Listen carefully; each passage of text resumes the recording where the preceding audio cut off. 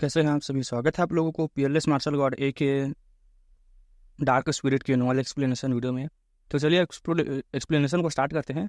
तो पिछले एपिसोड में हमने देखा था कि जो लिन फैंग है वो कल्टीवेशन टावर में गया था, या फिर कहे तो पैलेस में गया था, जहाँ पर जैसे जियानन अकेडमी में हुआ करता था बीटीटीएच के, वैसे ही सीन था पूरी तरह से। तो चलिए एपिसोड को स्टार्ट करते हैं। तो इस एपिसोड की स्टार्टिंग में हम देखते हैं कि जो रूम कल्टीवेशन के लिए चुना गया था उसमें बहुत ही थिक और प्योर की बची हुई थी। कुछ लोग बाहर जा रहे थे, लेकिन लिन फैंग को वहाँ कल्टीवेट करते थे, वहीं पर रुक चुके थे। वो देखना चाहते थे कि रूम से बाहर आने वाले में क्या होने वाला है। भले ही नॉर्मली उनके पास इतनी स्ट्रेंथ नहीं थी कि वो ऐसा रूम ले सकें। अगर ऐसी किसी तरह वो रूम मिल जाता तो उनकी कल्टीवेशन स्पीड बहुत ही ज़्यादा बढ़ सकती थी। फाइनली रूम के अंदर की लाइट डल हो गई। स्टोन रूम रंबल करता हुआ धीरे धीरे खुलने लगा।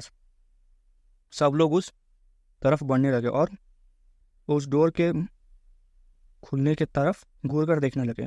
डोर खुला, अंदर से एक सिलौट बाहर आया।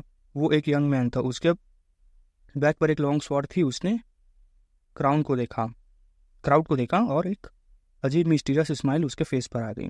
तुम सब उस बंदे के चेहरे पर एक अलग ही इविल स्माइल थी, ठीक है। उसने पूछा कि तुम सब ये रूम लेना चाहते हो। किसी ने जवाब नहीं दिया, लेकिन एक्सप्रेशन सब कुछ सबको बता रहे थे। अगर चाहते हो तो मैं दे देता हूँ, उसने कहा और साइड हट गया। रूम अब बिल्कुल खाली था, बिल्कुल ओपन डोर। सब लोग उसे देख रहे थे जैसे भूखे लोग खाने को पकड़ने के लिए खड़े हों, लेकिन कोई मूव नहीं कर रहा था। सब एक दूसरे को देख रहे थे। क्यों? क्योंकि जो पहले आगे बढ़ेगा उस पर सब अटैक कर देंगे। यहाँ भाई भाई भी नहीं, सब दुश्मन थे। ग्रिड पीक पर थी। कोई पहले स्टेप लेने रेडी नहीं था एक्सेप्ट लिन फैंग के।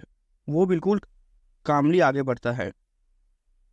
डोर के पास जाकर रुक गया, फिर क्राउड की तरफ मुड़कर बोला, मैं सबसे पहले यहाँ वेट कर रहा था। ये रूम मेरा है, तुम लोग कोई और ढूंढ लो। क्राउड एकदम कोल्ड स्माइल आ गया सबके चेहरे पर। पहले कौन था, वैल्यू नहीं थी, स्ट्रेंथ ही रूल था यहाँ पर।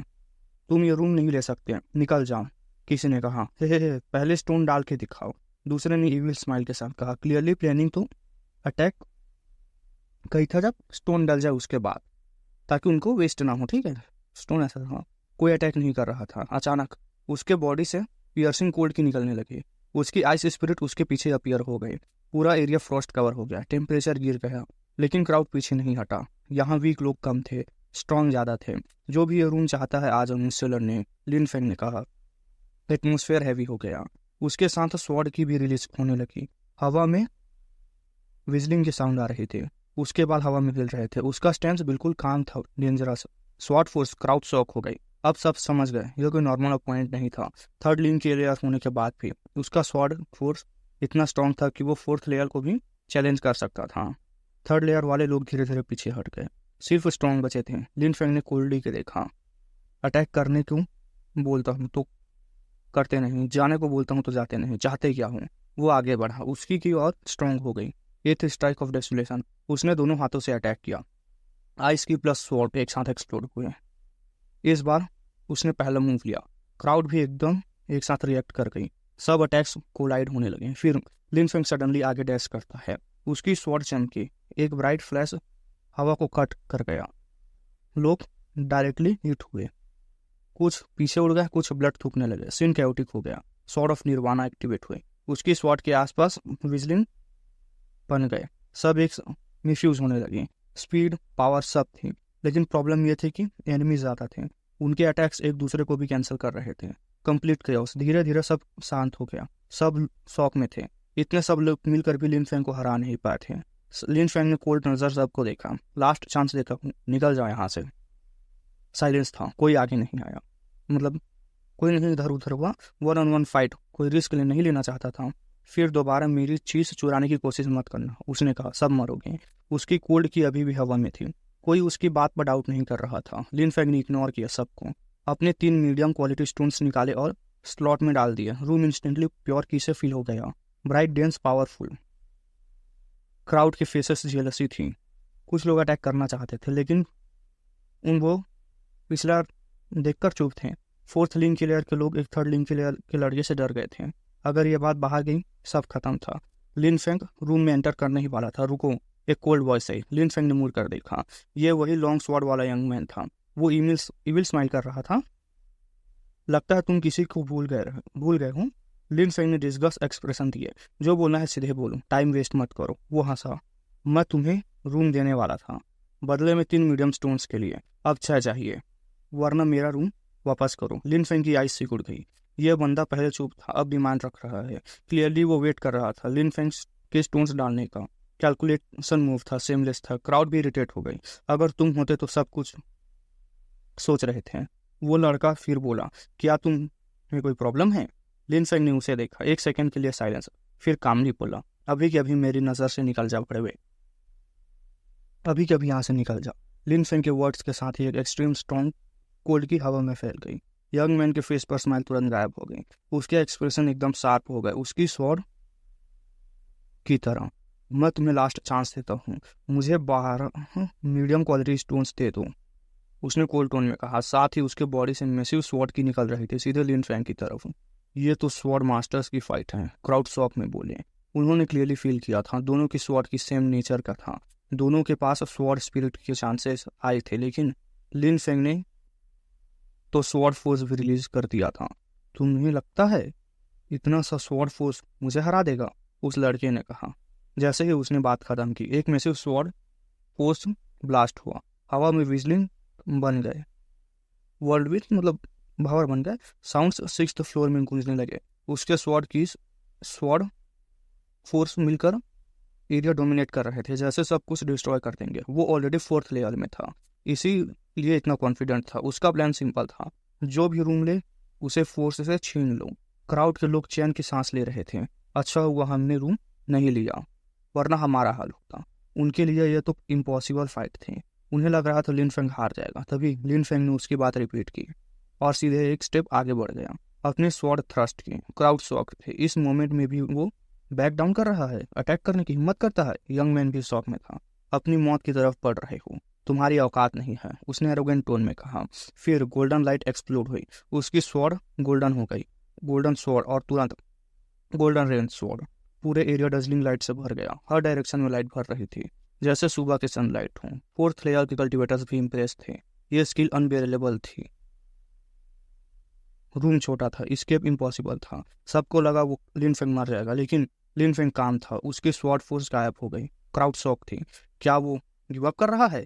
यंग मैन की स्माइल और वाइट हो गई, लेकिन अगले ही मोमेंट उसका फेस फ्रीज हो गया। एक इनविंसिबल प्रेशर उसके बॉडी पर क्रैश हुआ। वो मूव नहीं कर पा रहा था। ये क्या है? उसकी सांसें हैवी हो गई, वो सफोकेट हो गया। तभी उसने रियलाइज किया, ये स्वॉर्ड एनर्जी है। उसकी हार्ट डूब गया। Sword energy plus sword force plus sword की का परफेक्ट फ्यूजन था। इस लेवल का कंट्रोल, जीनियस लेवल। लिन फेंग ने बिना फेल से मूव किया, अटैक किया, और एक इंस्टेंट में यंग मैन के गोल्डन स्वॉर्ड में एक होल बन गया और पूरी टेक्निक कोलैप्स हो गई।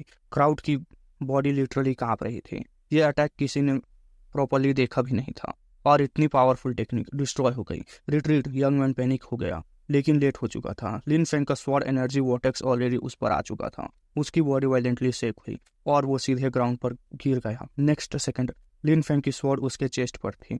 कंप्लीटली साइलेंस, सब शॉक थे। एक स्ट्राइक, बस एक, और फाइट खत्म। बस इतना ही स्किल है तुम्हारा, लिन फेंग ने कहा। यंग मैन कुछ बोल नहीं पाया। लिन फेंग ने कामली कहा, तुम्हारी स्वॉर्ड शार्प नहीं है, तुम सिर्फ शो ऑफ करते हो, रियल स्वॉर्ड पाथ नहीं। तुम अभी भी बिगिनर हो। यंग मैन ने इग्नोर किया, सिर्फ सर्वाइव सोच रखा था। तुम मेरे साथ क्या करोगे? लिन फेंग ने थोड़ा डिसअपॉइंटमेंट एक्सप्रेशन दिया। मुझे लगा तुम रियल स्वॉर्ड मास्टर हो, पर तुम सिर्फ एरोगेंट हो। तुम्हें स्वॉर्ड पकड़ना ही नहीं आता। और एक फ्लैश, उसने उसके स्वॉर्ड हैंड काट दिया। यंग मैन चीख उठा, ब्लड जमीन पर गिर पड़ा। क्राउड का रिएक्शन कितना रूथलेस ऐसा था, सबके दिल में डर आ गया। यंग मैन की आंखों में हेटरेट थी। लिन फेंग ने कोल्डली जवाब दिया, मुझे ऐसा मत देखो। तुमने बोला था कि मुझे स्वॉर्ड पकड़ने लायक नहीं छोड़ोगे। मैं सिर्फ तुम्हारी बात अप्लाई करता हूँ, ब्लेम खुद पर करो। उसके बाद लिन फेंग वहां से मुड़कर रूम के अंदर चला गया। एक बार फिर पीछे नहीं देखा। क्राउड में सब साइलेंटली खड़े थे। उनके पीठ पर पसीना आ चुका था। उन्हें समझ नहीं आया। लिन फेंग अनईजली इतना क्रूअल नहीं था, लेकिन अगर कोई प्रवोक करे तो वो बिल्कुल भी रूथलेस हो सकता था, ऐसा था। रूम के अंदर एंटर करता है, एक रम्बलिंग साउंड फैल जाती है। रूम के अंदर प्योर की फील होने लगती है। वो फीलिंग बिल्कुल ऐसी थी जैसे बारिश हो रही हो। कल्टीवेशन के लिए ये एनवायरनमेंट परफेक्ट था। हेवन एंड अर्थ की प्योरिटी डायरेक्टली उसके बॉडी में काम कर रहे थे, उसकी फाउंडेशन स्ट्रेंथन हो रही थी और साथ ही लिन फेंग अपना स्पिरिट रिलीज कर देता है, सेलेस्टियल स्पिरिट, और डीप डोमिनेशन करके मेडिटेशन में चला जाता है। उसकी स्पिरिट उसे हर सेल तक कंट्रोल देने वाला था, जिससे उसकी कल्टीवेशन स्पीड और ज़्यादा बढ़ जाती और फिर उसकी पूरे बॉडी में ऐसे एंटर होने लगी जैसे बॉटमलेस स्पीड पर सब कुछ एब्जॉर्ब हो रहा हो। वो ऑलरेडी थर्ड लेयर में था, इसके लिए उसकी इतनी डेंस एनर्जी को एब्जॉर्ब करना प्रॉब्लम नहीं थी उसके लिए। जो कि वो एब्जॉर्ब कर रहा था वो उसके अंदर रिफाइन हो रही थी, फिर वो उसके फ्लेश एंड मसल में पेनिट्रेट हो रही थी, हर सेल स्ट्रेंथन हो रहा था। उसकी क्लियरली उसे फील हो रहा था कि उसकी बॉडी अपग्रेड हो रही है, उसके मसल्स में जो रिफाइंड की सेटल हो रही थी फ्यूचर में उसकी एजिलिटी और टेक्निक को बूस्ट करेगी। लेकिन लिन फेंग रेकलेस नहीं था, उसे पता था कि सिर्फ फास्ट कल्टिवेशन रियल ग्रोथ नहीं होती। ट्रू ब्रेक थ्रूज बेटर और लाइफ देन सिचुएशन से आते हैं, इसलिए वो स्टेबल ग्रोथ पर फोकस कर रहा था। लेकिन उसे ये नहीं पता था कि बाहर क्या चल रहा है। टावर के बाहर से कुछ लोग अंदर आए, उनका ऑरा क्लियरली इविल था। वो सीधे स्टेयर्स की तरफ बढ़े और फ्लोर चढ़ते हुए 10th फ्लोर पर रुक गए। उधर एक ब्लैक क्लोथ्स वाला यंग मैन था। अगर लिन फेंग वही होता तो पहचान लेता, वही बंदा था जिसे उसने पहले डिफीट किया था। वो अपनी बेइज्जती का बदला लेने वापस आया था और टारगेट था लिन फेंग। लेकिन उससे ये नहीं पता था कि रूम के अंदर लियो फी है, यही है। उसने डोर पर पॉइंट करते हुए कहा। उसके साथ जो बंदा था अराउंड 20 साल का था। कुयू टिंग, डोर खोलो। एक और बंदा आगे बढ़ा, रूल्स इग्नोर करते हुए सीधे डोर पर फुल फोर्स से पंच मारा। बूम के साथ डोर क्रैक नहीं हुआ, लेकिन वायलेंटली शेक होने लगा। अंदर लियो फी डीप मेडिटेशन में थी। अचानक ये वायलेंटली डिस्टर्बेंस उसके कॉन्सेंट्रेशन तोड़ गई। शॉक की वजह से उसके मुंह से ब्लड आ गया। बाहर निकल, एक लाउड शॉट हुई। लियो फी फ्यूरियस हो गई। उसने ब्लड वाइप किया। कितनी हिम्मत है। वो खड़ी हो गई और रेडी थी अटैक के लिए। कल्टीवेशन वर्ल्ड में सबसे बड़ा टैबू होता है, एक सबसे बड़ा टैबू होता है किसी को मेडिटेशन के बीच डिस्टर्ब करना, यानी ये रेस्ट्रिक्टेड चीज़ थी। और यहाँ तो सीरियस इंजरी हो गई थी, मतलब इंजरी थी। एकेडमी फाइट्स अलाउ करता है, लेकिन मेडिटेशन डिस्टर्ब करना फॉरबिडन माना जाता है। ये डायरेक्टली वायलेशन था। जब वो डोर की तरफ बढ़ने वाली थी अचानक रुक गई। ये लोग लिन फेंग के लिए आए थे। उसे याद आया कि वही ब्लैक क्लोथ्स बंदा ट्रेक देकर गया था। अभी बाहर आ गई तो लिन फेंग के लिए प्रॉब्लम क्रिएट हो सकती थी और आउटकम भी क्लियर नहीं था। इस दुनिया में सिर्फ स्ट्रेंथ ही मैटर करती थी। वो वापस बैठ गए, लेकिन क्लियरली डिस्टर्ब थी। मेडिटेशन रिज्यूम करना ऑलमोस्ट इम्पॉसिबल था। बाहर बूम बाम की आवाज़ें आ रही थी। अंदर जो है बाहर निकलो, यही आवाज़ें आ रही थी। लियो फेई गुस्से में थी। वर्स्ट केस वो लोग थक जाएंगे, ये था। डोर तक नहीं टूट सकते, उनकी स्ट्रेंथ काफ़ी नहीं थी। ब्लैक क्लोथ बंदा आगे आया और चिल्लाया। पहले तो बड़ा एरोगेंट बन रहा था, अब छुपा हुआ है। लियो फेई सन के समान ऑलमोस्ट लाफ करने ही वाली थी। Coward, weakling. वो बंदा जो लिन फेंग से हार गया था अब लोग लेकर आया था। ठीक है, नॉइस कंटिन्यू होता है और फिर धीरे धीरे रुक गया। ब्लैक क्लोथ बंदा फ्रस्ट्रेट हो गया, लगता है डर के मारे बाहर नहीं आ रहा है। उसके साथ वाला इविल बंदा कामली बोला, कितने स्टोन्स यूज़ किए उसने? 3 मीडियम ग्रेड। ठीक है, मैं 100 दिन बाद वापस आऊँगा। तुम रुको या मेरे साथ आओगे? तुम रुकोगे या मेरे साथ आओगे? उसने पूछा। ब्लैक क्लॉथ बंदा हेसिटेट कर गया। उसने प्रॉब्लम थी, अगर चला गया लिन फेंग भाग सकता था, अगर रुक गया फिर से इंसल्ट हो जाती उसकी। इविल बंदा मुस्कुराया, तुम डर रहे हो, फिर तुम्हें एम्बेरस करेगा, है ना? यह सीधा हिट था। वो बंदा शॉक हो गया। बिल्कुल गेस सही था। फिर इविल बंदा बोला, क्यूटिंग पिक 4th लिंक की लेयर पर है, उसके साथ तुम सेफ हो। मैं फर्स्ट फ्लोर जा रहा हूँ कल्टीवेशन करने के लिए। और वो चला गया। अब सिर्फ ब्लैक क्लोथ बंदा और CU2 टिंग बचा था। अजीब नाम है यार इनके, ठीक है। ब्लैक क्लोथ बंदा ने हेल्पलेस एक्सप्रेशन के साथ CU टिंग की तरफ, क्यू टिंग अजीब सा नाम है, इससे देखा और वो वही रुक गया। ब्लैक क्लोथ बंदा ने फिर से डोर पर पंच मारा। बूम। अंदर लियो फेई का पेशेंस टूट रहा था। अगर ये चीज़ रोज ऐसे करते तो 100 दिन तक ये एक टॉर्चर बन जाता। न प्रॉपर कल्टीवेशन कर पाती, न एस्केप। ये नाइटमेयर सिचुएशन थी। इसी बीच 6th फ्लोर पर कुछ लोग मूवमेंट नोटिस करते हैं। एक रूम का डोर खुलता है और बाहर आता है लिन फेंग। उसका फेस काम था, लेकिन उस कामनेस में एक डेंजरस एज थी। उसकी आंखें बिल्कुल स्वॉट की तरफ साफ थी, ऑरा डोमिनेशन से भरा हुआ था। लोग उसे देखते हैं, उनकी बॉडी इंस्टेंटली रिएक्ट करती है, डर डर उनके पूरे बॉडी में फैल जाता है। बाहर आते ही लिन फेंग ने सोचा कि 6th फ्लोर पे कल्टीवेट करना कितना फास्ट है। 100 दिन पहले मेंग किंग की आइस कोल्ड की उसे ऑलमोस्ट फ्रीज कर चुकी थी, लेकिन वही शॉक उसके लिए टर्निंग पॉइंट बन गया। उसे जल्दी ही 3rd लिंक की लेयर की पीक को क्रॉस करके 4th लिंक की लेयर में ब्रेक थ्रू कर लिया था उसने। अब उसके करंट कल्टीवेशन 5th लिंक की लेयर के करीब पहुंच चुकी थी, लेकिन लिन फेंग क्लियरली समझता था कि सिर्फ रूम में बैठकर कल्टीवेशन करना इनफ नहीं होता। रियल स्ट्रेंथ फाइट और लाइफ एंड डेथ बैटल से आती थी। अगर कोई सिर्फ मेडिटेट करे और रियल वर्ल्ड में फाइट ना करे तो भी प्रोग्रेस रुक सकती है। बैलेंस जरूरी होता है। लिन फेंग ने एक बार क्राउड को देखा और सीधा चल दिया। उसके दिमाग में एक ही थॉट था, लियू फी का ट्रेनिंग कैसा चल रहा होगा। उसके जाते ही क्राउड में रिलीफ फील किया, लेकिन तुरंत एक दूसरे को देखने लगे। अब रूम के लिए वो खुद लड़ने वाले थे। अब ये सब लिन फेंग का कॉर्नर नहीं था। 10th फ्लोर पर ब्लैक क्लोथ बंदा अभी भी वेट कर रहा था। उसे फील हो रहा था कि रूम के अंदर की खत्म हो रही है। उसके फेस पर इविल स्माइल थी। फाइनली अब तो बाहर आएगा। उसने फिर से डोर पर पंच मारा। उसे फुल कॉन्फिडेंस था। 100 दिन तक डिस्टर्ब करने के बाद अंदर वाला स्ट्रॉन्ग नहीं हो सकता। उसे लग रहा था कि लिन फेंग को ईजिली हैंडल कर लेगा। और डोर ऑटोमेटिकली ओपन हुआ, लेकिन जो बाहर आई वो लिन फेंग नहीं, लियू फी थी। ब्लैक क्लोथ बंदा शॉक हो गया। तुम 3 महीने तक जिस बंदे का वेट किया वो नहीं आया। उसकी जगह एक लड़की, वो भी इतनी खूबसूरत। लियू फी का फेस पेल था, वो वीक लग रही थी, लेकिन उसकी आइज पूरे एंगर से भरी हुई थी। हाउ इम्प्टीट्यूड, मतलब बकचोदी कर रहे हो। ब्लैक क्लोथ बंदा का एक्सप्रेशन इंस्टेंटली चेंज हुआ। शॉक फील लस्ट में। अच्छा, अगर तुम हो तो तुम्हें ही ले चलता हूँ। उसकी नजर लियू फी की बॉडी पर टिक गई।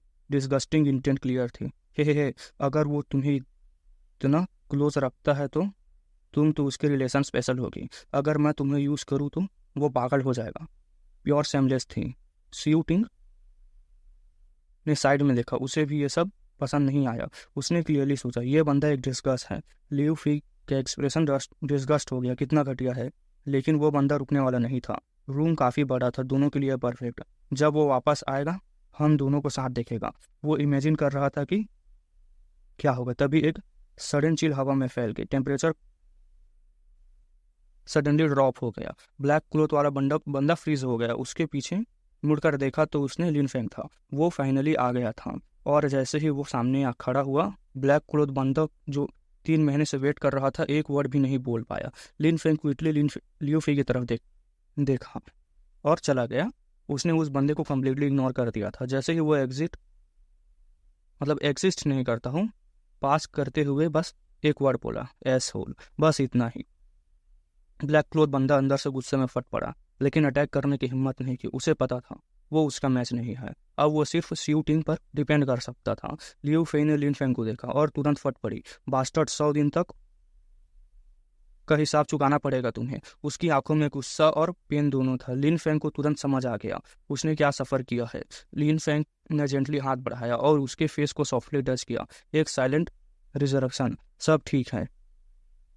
उस टच के मोमेंट में लियू फी की बॉडी वीक हो गई। उसने बैलेंस खो दिया। उसका सारा गुस्सा स्लोली डिजॉल्व हो गया। उसकी आंखें, मतलब उसकी जगह वार्मथ, फीलिंग, इमोशन, कंफर्ट भरा हुआ था। उसकी लाइफ में कभी किसी ने ऐसा केयर नहीं किया था। उस मोमेंट लियू फी उसके लिए सिर्फ लिन फेंग के लिए प्रोटेक्टर नहीं था, उसका इमोशनल बन चुका था। I handle this, Lin Feng ने कामली कहा। लियू फी ने अपने बाल ठीक किया। सडनली कॉशियस हो गई। फिर लिन फेंग मुड़ गया और उसके एक्सप्रेशन इंस्टेंटली चेंज हो गए। कोल्ड, किलिंग इंटेंट से भरा हुआ। सियू टिंग ने तुरंत फील किया ये बंदा डेंजरस है। वो ब्लैक क्लोथ बंदे के सामने आ गया प्रोटेक्ट करने के लिए। लिन फेंग ने स्लोली अपने स्वॉर्ड निकाला। ऑरा लीथल था। मैं ऐसे लोगों को ब्लड से कट कर देता हूँ, लेकिन तुमने मजबूर किया। अटैक नहीं करता, लेकिन मजबूर किया तुमने। तुम सेलेस्टियल एकेडमी में मेरे हाथ से मरने वाले पहले इंसान बनोगे। ब्लैक क्लोथ बंदा डर के मारे कांपने लगा और सीधा शूटिंग के पीछे छुप गया। लियू फी ने देखा और सीधे बोल दिया, कितना पैथेटिक है तू। सच, 3 महीने तक हीरो बन रहा था, अब साइड में हाइड कर रहा है। शूटिंग बोला, तुम इसे नहीं मार सकते। लिन फेंग ने जवाब दिया, ये मरेगा। और वो एक स्टेप आगे बढ़ा। स्वॉर्ड फोर्स एक्सप्लोड हुई। एटमॉस्फेयर हैवी हो गया। शूटिंग शॉक में था। उसने तुरंत रियलाइज किया फाइट मतलब मरना तय था। मैं इसे बचा नहीं सकता, लेकिन तुम इसे मार नहीं सकते। वो वही खड़ा रहा, लेकिन क्लियरली नर्वस था। लिन फेंग का जवाब सिंपल था, आज कोई नहीं बचा सकता इसे, और अटैक लॉन्च कर दिया। सीयू टांग ने अटैक फील किया और तुरंत साइड हो गया। अब ब्लैक क्लोथ बंदा कंप्लीटली एक्सपोज था। उसके सामने लिन फेंग की स्वॉर्ड आ रही थी और उसे क्लियरली फील हो रहा था कि मौत उसके बिल्कुल पास आ चुकी है।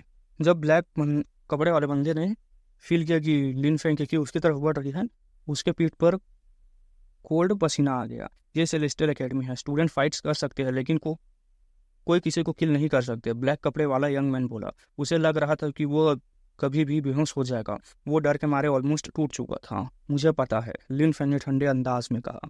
यह सुनकर ब्लैक कपड़े वाला यंग मैन को थोड़ी रिलीफ मिली। उसके अंदर एक छोटी सी होप जगी। लेकिन मुझे यह भी पता है कि कल्टीवेशन रूम में प्रैक्टिस कर रहे लोगों को डिस्टर्ब करना मना है, और तुम पिछले 3 महीने से क्या कर रहे थे, लिन फेंग ने कहा, जिससे ब्लैक कपड़े वाला यंग मैन फिर से पैनिक में चला गया। मैं मानता हूँ कि मैंने रूल्स वायलेट किए हैं, लेकिन उसकी सज़ा एक स्टूडेंट को किल करने के कंपैरिजन में कुछ भी नहीं होती। किसी स्टूडेंट को किल करना बिल्कुल अलग बात है। क्या तुम मुझे डराने की कोशिश कर रहे हो, लिन फेंग ने कहा। हर पासिंग मोमेंट के साथ ब्लैक कपड़े वाला यंग मैन और भी ज़्यादा डर रहा था। वो पसीने से भीग चुका था, और वैसे भी कॉन्सिक्वेंसेस इंपॉर्टेंट नहीं है, लिन फेंग ने ली हुई की तरफ देखते हुए कहा, जो थकी हुई और बेहाल लग रही थी। फिर उसने ऐड किया, ये तुम्हारी सोच है। मेरे हिसाब से तुमने जो इसे 3 महीने तक हैरेस किया है, उसके कॉन्सिक्वेंसेस तुम्हारी बेकार सी लाइफ से भी ज़्यादा सीरियस है। तुम इसे किल नहीं कर सकते, सीयू टिंग ने दोबारा कहा, जिसने लिन फेंग का ध्यान अपनी तरफ खींच लिया। लिन फेंग हल्का सा मुड़कर उसकी तरफ देखने लगा। तुम इसे किल नहीं कर सकते, वरना तुम रिग्रेट करोगे, उसने फिर कहा। सॉरी, मैं तुम्हें डिसअपॉइंट करूंगा। मैं कभी भी अपने किए पर रिग्रेट नहीं करता। लिन फेंग का हाथ आगे बढ़ा और सीयू टिंग जल्दी से चिल्लाया, रुको रुको, क्या तुम्हें कुछ और कहना है, लिन फेंग ने पूछा। ये हेईमू का छोटा भाई है, अगर तुम इसे किल करोगे तो हेईमू तुम्हें कभी नहीं छोड़ेगा। हेईमू, कुछ लोगों ने कहा जो वहां देखने आए थे। वो सब हैरान रह गए। वो असल में हेईमू का भाई था। युवान सेंग भी भीड़ में था और सबकी तरह स्टंट हो गया। उसने भी हेईमू के बारे में सुना था। लिन फेंग, हेईमू सेलेस्टियल एकेडमी के टॉप 10 स्टूडेंट्स में से एक है। वो यहाँ ऑलमोस्ट प्रैक्टिस नहीं करता, और जब करता है तो ग्राउंड फ्लोर पर युवान सेंग से भीड़ के बीच। उसने वार्न किया, ठीक है, फ्लोर पर करता है, सबसे मतलब फर्स्ट फ्लोर पर, ठीक है। सच में हेईमू से पंगा लेना कोई नहीं चाहता था। लिन फेंग की आंखों में एक लाइट चमकी। ब्लैक कपड़े वाला यंग मैन अब थोड़ा रिलीफ लग रहा था। बिल्कुल, मैं हेईमू का छोटा भाई हूँ, अगर मुझे किल करोगे वो तुम्हें जरूर किल कर देगा, ब्लैक कपड़े वाला यंग मैन घमंड से कहता है। बेवकूफ, लिन फेंग ने उसके थ्रेट सुनकर कहा। उसने अपनी स्वॉर्ड उठाई और ध्यान से उसका गला काट दिया। एक कान से दूसरे कान तक। उस पर सब लोग शौक से जम गए और डर के मारे कांपने लगे। किसी ने नहीं सोचा था कि लिन फेंग हेईमू के छोटे भाई को जान से मार देगा। ब्लैक कपड़े वाला यंग मैन ने भी नहीं सोचा था कि उसकी डेथ इतनी जल्दी हो जाएगी। जब लिन फेंग की स्वॉर्ड उसके गले में घुसी, तब भी वो ये उम्मीद कर रहा था कि लिन फेंग उसे नहीं मार पाएगा। उसकी लास्ट थॉट ये थी कि उसे अपनी ही बेवकूफ़ी से नफरत हो रही थी। उसे अफसोस था कि उसने लिन फेंग को प्रवोक किया। ना वो लिन फेंग से इतनी नफरत करता, ना लिन फेंग उससे उनके बीच कोई बड़ी दुश्मनी नहीं थी, जब तक उसने खुद उसे पैदा नहीं किया था। उसे लगता था कि जो हुआ उसके मरना बहुत बड़ी सजा थी, और उसे पूरा यकीन था कि लिन फेंग नहीं बचेगा, ऐसा नहीं करेगा। वो आखिर तक बेवकूफ़ बना रहा। लेकिन कितना क्रूअल और हार्टलेस इंसान है, सीयू टिंग ने सांस भरते हुए कहा। उसने नहीं सोचा था कि लिन फेंग हेईमू का नाम सुनने के बाद भी उसे मार देगा। लिन फेंग ने एक कपड़ा निकाला और अपनी स्वॉर्ड की ब्लेड साफ की। फिर उसने सीथ में वापस रख लिया अपनी स्वॉर्ड को और सीयू टांग की तरफ देखा। अगर ये हेईमू का भाई नहीं होता तो कभी इतनी हिम्मत नहीं करता और एकेडमी के रूल्स वायलेट नहीं करता, सही है ना, लिन फेंग ने उसकी लाश की तरफ इशारा करते हुए ठंडे अंदाज में कहा। सीयू टिंग हैरान हो गया और फिर सर हिला दिया। हेईमू की रेपुटेशन के बिना वो ऐसा कभी बिहेव नहीं करता। इसका मतलब असली वजह हेईमू है, तो रूल्स एक्चुअली हेईमू ने तोड़ा। उसकी वजह से मेरे दोस्त को 100 दिन रात हैरेस किया गया, लेकिन हेईमू उसकी जिम्मेदारी नहीं लेगा, सही है ना, लिन फेंग ने कहा।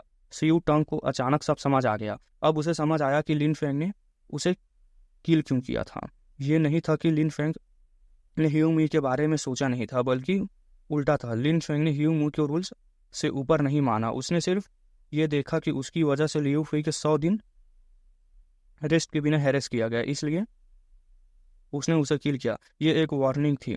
वो सबको बताना चाहता था कि उसे या उसके दोस्तों को हर्ट करना लाइफ रिस्क में डाल देगा। चलो, लिन फेंग ने लियू फुई से कहा। लियू फुई, युआन सेंग और जिंगयुन सब लिन फेंग के साथ निकल गए, सियू टिंग और उस यंग मैन की डेड बॉडी को पीछे छोड़कर।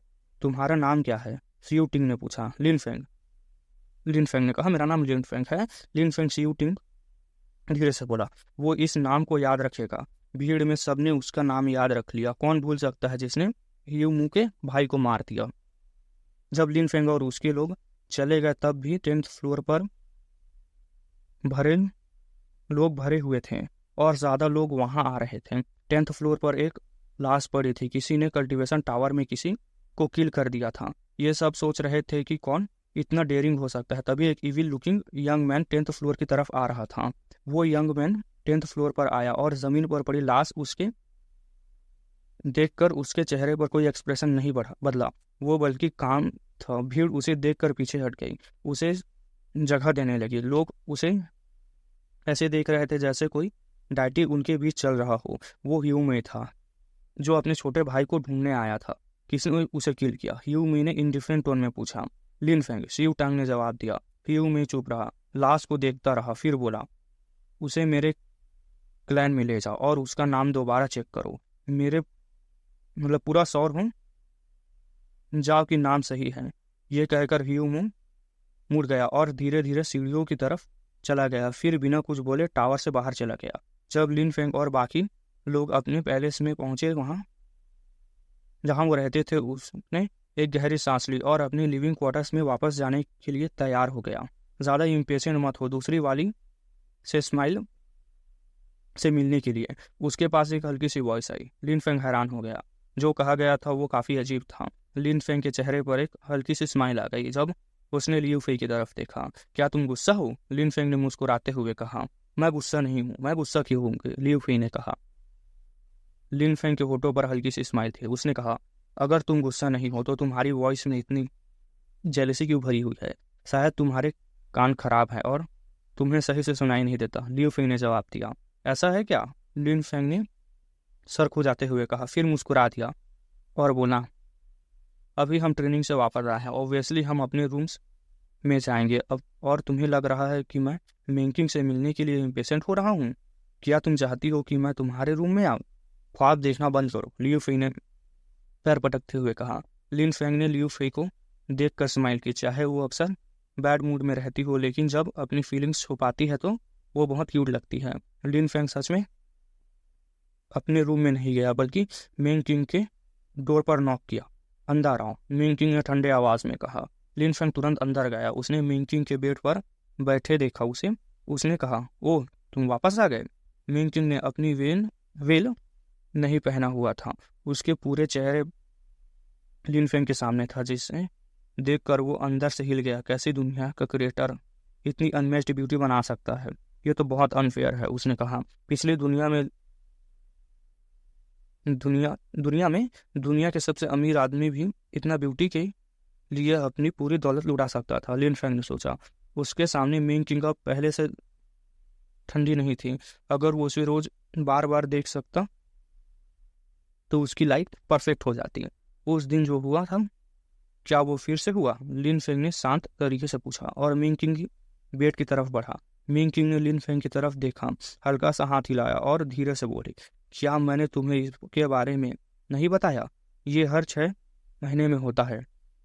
तो इस एपिसोड को यही तक रखते हैं गाइस, देखते हैं कि उसके साथ क्या हो रहा है। तब मिलते हैं न्यू एपिसोड के साथ। तब तक के लिए बाय बाय। और मैंने इसे आधा घंटा का बना दिया है ना, कुल मिला से हो गया है, है ना 48 मिनट्स के आसपास। तब मिलते हैं न्यू एपिसोड के साथ। तब तक के लिए बाय बाय। और देखते हैं अब वो मी क्या करेगा। उसका जो भाई था मरा था, बदला तो लेगा यार वो भी, है ना।